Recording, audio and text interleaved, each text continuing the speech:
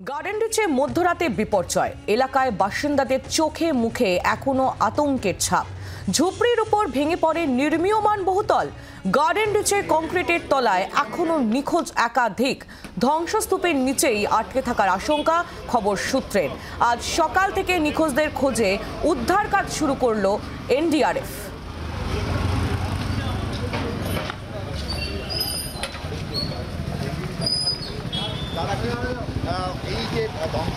ধ্বংসস্তূপের ভেতর প্রাণের স্পন্দন খুঁজতে রাত ভোর ঘটনাস্থলে কাজ করেছে যে স্নিপার ডগ।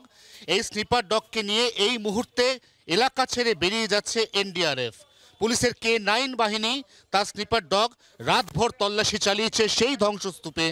এখনো পর্যন্ত প্রাণের স্পন্দন আছে কিনা, থাকলে কতজন, তা নিয়ে অবশ্য সমস্ত নোডাল অথরিটি কর্তৃপক্ষ মুখে কুলু পেটেছে। সকালে স্নিফার ডগের কাজ শেষ হওয়ার পর নতুন করে রেস্কিউ অপারেশন শুরু করেছে এনডিএফ এর আধিকারিকরা। তারা আপ্রাণ চেষ্টা চালিয়ে যাচ্ছেন। যদি এই ধ্বংসস্তূপের ভেতর এখনো পর্যন্ত কোনো প্রাণের স্পন্দন থাকে, তাহলে অবশ্যই যেন তাকে যত দ্রুত সম্ভব উদ্ধার করে নিকটবর্তী হাসপাতাল অথবা সুপার স্পেশালিটি SSKM হাসপাতালে পাঠিয়ে তার জীবন ফিরিয়ে দেওয়ার শেষ চেষ্টা করা যায়। জি 24 ঘন্টার জন্য ক্যামেরায় তরুণের সঙ্গে অয়ন, কলকাতা। বাংলার আওয়াজ, বাঙালির আবেগ, জি 24 ঘন্টা।